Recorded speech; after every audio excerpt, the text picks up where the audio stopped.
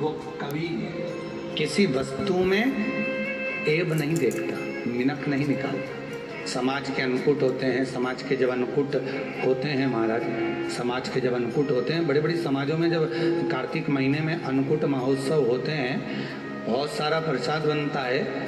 जो बुजुर्ग होते हैं ना, बड़े समझदार लोग होते हैं ना, तो अन्नकूट की जब प्रसाद खाने बैठते हैं ना, उसमें नमक नहीं भी होता ना, तो नहीं बोलते कि इसमें नमक नहीं है। पर जो हमने डोनेशन दिया है, जब तुम आए थे समाज वाले, तो हमने 1000 का लिफाफा दिया, 500 का लिफाफा दिया, 2000 का लिफाफा दिया, और भोजन ऐसा बनवाया। एक व्यक्ति वो जो खाकर चुपचाप चले गया, और एक व्यक्ति वो जिसने प्रसाद पर उंगली उठाई। इन दोनों को अन्नकूट की तारीख पे इनका नाम लिख लो, और अगला अन्नकूट आए तब दोनों की दशा देखना। एक जो चुपचाप खाकर चले गया, भगवान के प्रसाद को प्रसाद मानकर, प्रभु का दर्शन मानकर लेकर चले गया, वो उन्नति की सीढ़ी पर चढ़ता चले गया, और जो मिनक निकालता रहा वो साल भर खटर पटर की जिंदगी जीता रहा। भगवान के प्रसाद में कभी भी ध्यान रखिएगा, भगवान के प्रसाद के अंतर्गत स्वाद की कोई मूलता नहीं होती। भगवान का प्रसाद स्वयं स्वाद है।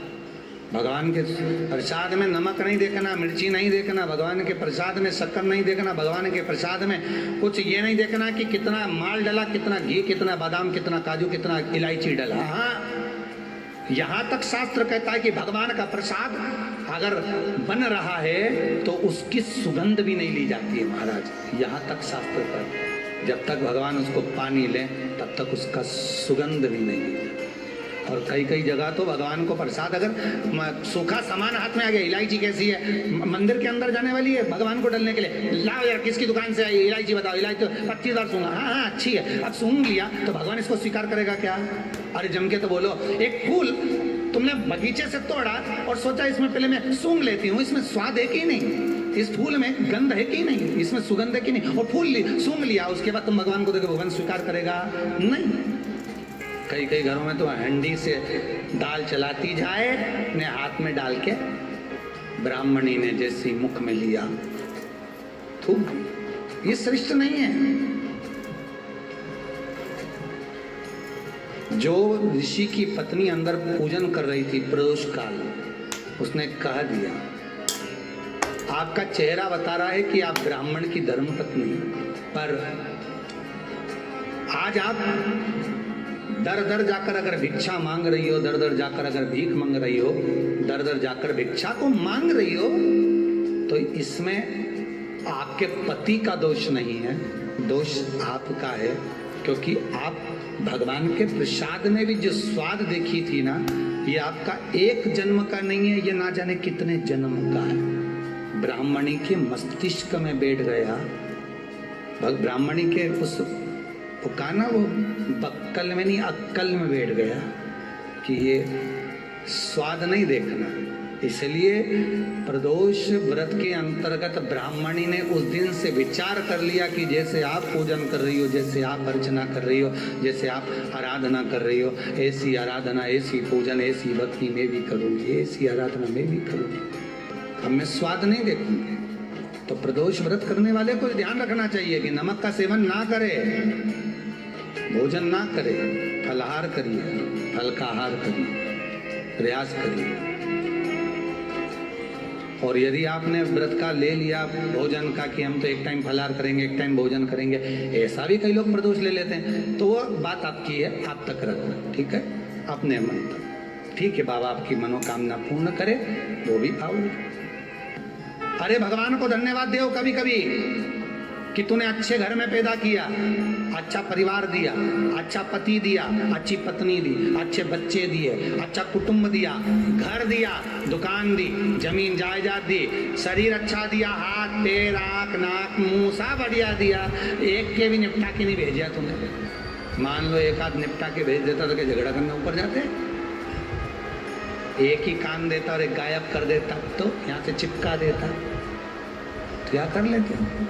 हाथ एक देता और एक गायब कर देता, क्या झगड़ा करने जाते ऊपर कि मुझे ऐसा शरीर दिया? नहीं, भगवान को धन्यवाद देना कि मुझे अच्छे घर में पैदा करा, कटोरा लेके वहाँ चौराहे पे नहीं बिठाया, तूने अच्छा घर दिया, 2 समय की रोटी दे रहा है, खूब जोरदार शरीर दिया, भजन करने का मुहूर्त दिया, और बचा कुचा था तो ये सीवर वाला महाराज दे दिया, कथा सुनाने वाला।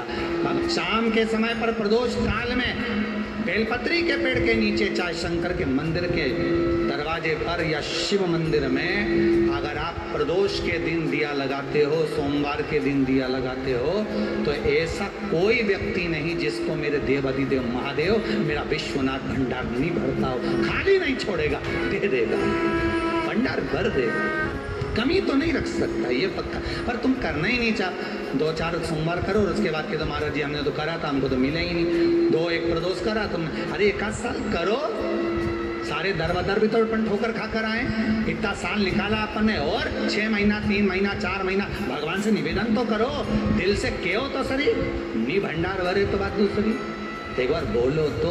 पर जगत के लोगों के सामने जाकर मत कहना तो देव अधिदेव महादेव से कहे।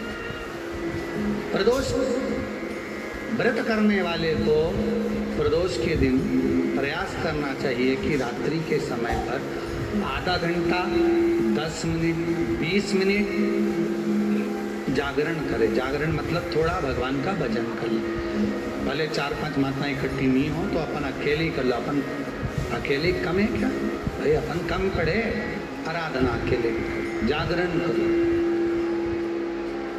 जब आपकी 11 प्रदोष हो जाए, 26 प्रदोष हो जाए, तब उद्यापन करो।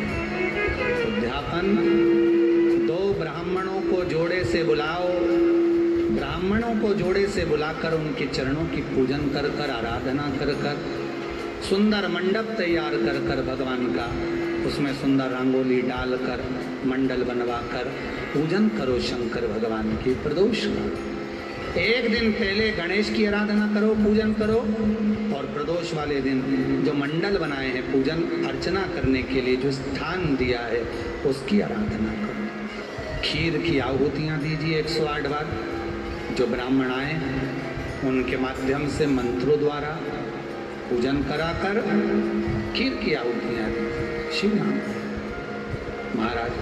फिर ब्राह्मणों को जोड़े से भोजन कराकर, चरणों को नमन कर कर, दक्षिणा प्रदान कर कर, निवेदन कर कर ब्राह्मणों से कहें, हे ब्राह्मण देवता, आप हमें आशीर्वाद प्रदान करें कि जिस प्रदोष का हमने व्रत किया है उस व्रत का पुण्य फल हमें प्राप्त हो। ऐसा ब्राह्मण चरण को नमन कर कर, प्रणाम कर कर उनसे अपने मस्तक पर अक्षत छुड़वाएं। फिर नमन कर कर, भोजन कराकर विदा करें। शाम को भगवान का जागरण करें। ऐसे प्रदोष व्रत का उद्यापन कर अपने जीवन को सार्थक बनाएं। ऐसा सुंदर प्रदोष व्रत का व्याख्यान वर्णन स्कंद पुराण में करा गया। वही स्कंद पुराण का प्रदोष व्रत का वर्णन आपको शिव महापुराण के इस सुंदर संवाद में किया गया। जिस प्रदोष व्रत का हम वर्णन करते हैं, जिस प्रदोष के दिन का आपको बधाई कल हमने दी थी कि प्रदोष की आपको बधाई हो। प्रदोष शाम का जो समय होता है, प्रदोष काल जो होता है, उसका वर्णन जब हम करते हैं, ये प्रदोष की पूजन का विधान किसने बनाया, ये प्रदोष की पूजन का नियम किसने बनाया, ये प्रदोष की संध्या काल का, प्रदोष के समय का पूजन का विधान कौन बनाया, ये प्रदोष के समय पर एक बेलपत्र चढ़ाने का विधान किसने बनाया, प्रदोष के समय पर एक समीपत्र चढ़ने का विधान किसने बनाया। प्रदोष के समय पर अगर मान लो कोई भिखारी से भिखारी व्यक्ति भी है जो ठेला चला रहा है, उसके पास में खाने के लिए कुछ नहीं है, फटे कपड़े पहन रहा है, उसकी जिंदगी में कुछ भी नहीं बचा और कर्जे में लतालुम हो गया, एक चावल का दाना अगर वो प्रदोष के दिन, प्रदोष काल में शाम के समय पर शंकर के शिवलिंग पर चढ़ा देता है तो 3 या 4 प्रदोष में उसका कर्जा चुकना प्रारंभ हो जाता है। प्रदोष का विधान इतना, ये प्रदोष का वर्णन करा किसने, इतना प्रदोष की महत्वता बताई किसने, कौन करे इतना वर्णन। अगर प्रदोष की महत्वता बताने वाला कोई है, इसीलिए मेरे शंकर भगवान माता सती को लेकर कुंभज ऋषि के यहाँ अगस्त ऋषि की यहाँ कथा सुनने के लिए गए थे, क्योंकि उनके बराबर कोई शंकर के महत्व को बता नहीं सकता और प्रदोष के महत्व को नहीं बता सकता। सती मैया को प्रदोष का महत्व बताने के लिए शंकर सती जी को लेकर कुंभज बाबा के यहाँ गए थे अगस्त ऋषि कि प्रदोष के महत्व को तो जानो सती, तुम प्रदोष के महत्व को तो सती जानो, तुम प्रदोष के महत्व को तो सती पहचानो कि प्रदोष का महत्व क्या होता है, प्रदोष काल का महत्व क्या होता है, प्रदोष के समय का महत्व क्या होता है। जिस समय पर सूरज डूब रहा हो, चंद्र प्रकाशित हो रहा हो, दोनों का मेल हो रहा हो, ना तो पूरा सूरज डूबा है, ना पूरा चंद्र आया है, ना पूरा अंधेरा है, ना पूरा उजाला है, उस समय को प्रदोष काल कहा गया। उस समय को प्रदोष का समय कहा गया, प्रदोष काल। अब कई लोग हमसे कहते हैं गुरुजी आप हमको प्रदोष का समय बताया करो कि प्रदोष काल किसको कहते हैं, प्रदोष का समय किसको कहते हैं। अब एक बात हम आप सबसे कहना चाहते हैं, जितने लोग आस्था चैनल पर सुन रहे हैं, जितने फेसबुक यूट्यूब पर सुन रहे हैं और जितने रेवाड़ी की इस पवित्र धरा पर कथा को सुन रहे हैं, आप सबसे एक बात कहना चाहते हैं, अगर हम समय देखकर बताएं आपको कि शाम को 6 बजे, 6:30 बजे, 6:30 के लेकर 7:30 के बीच में ये समय है, या 5:30 से लेकर 6:30 तक का ये समय है, या हम तुमको बोल दें कि इतनी बजे ये समय प्रदोष काल का रहेगा या इतनी बजे ये समय रहेगा, तो देखिए कभी कभी ठंड का समय आता है तो दिन जल्दी ढल जाता है, कभी कभी गर्मी का समय रहता है तो दिन बहुत लेट ढलता है।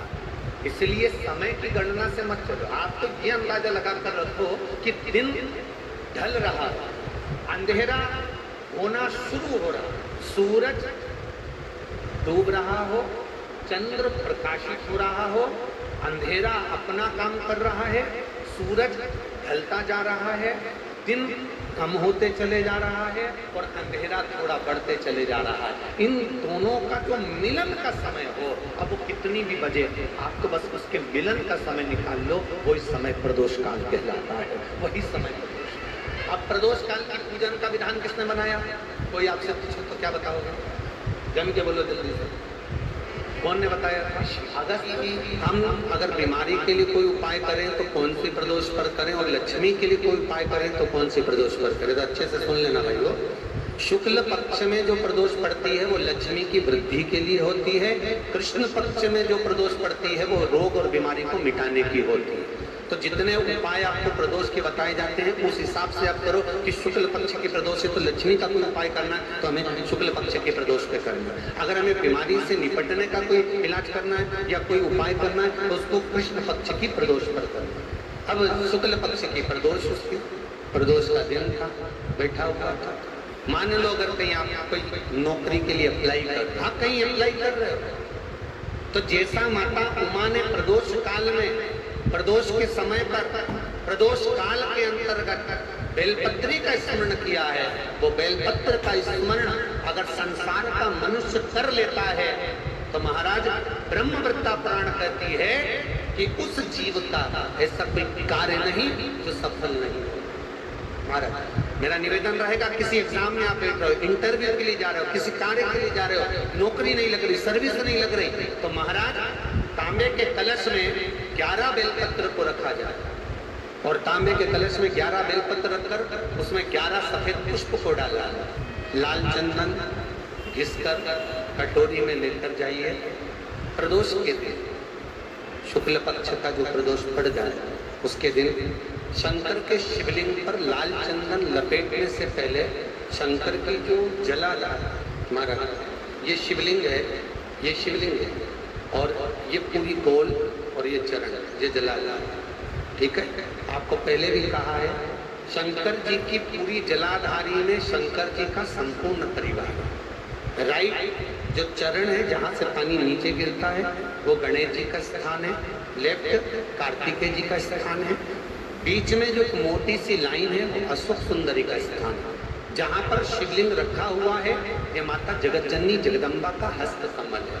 शंकर भगवान को माँ अपने हस्त कमल पर रखी हुई है। ऊपर से जो बूंद बूंद पानी जलाधारी से नीचे गिर रहा है। ये शंकर भगवान की 5 लड़कियां हैं, जया, विषहरा, सामरीबारी, दोतली और देव। ये ऊपर से बूंद बूंद जल क्रीड़ा शंकर जी के साथ में करती है। शंकर भगवान का संपूर्ण परिवार जलाधारी में विराजमान है। शिव महापुराण कहती है, माता उमा का चरित्र कहता है, कोई एग्जाम में बैठ रहे हो, कोई कंपटीशन एग्जाम में बैठ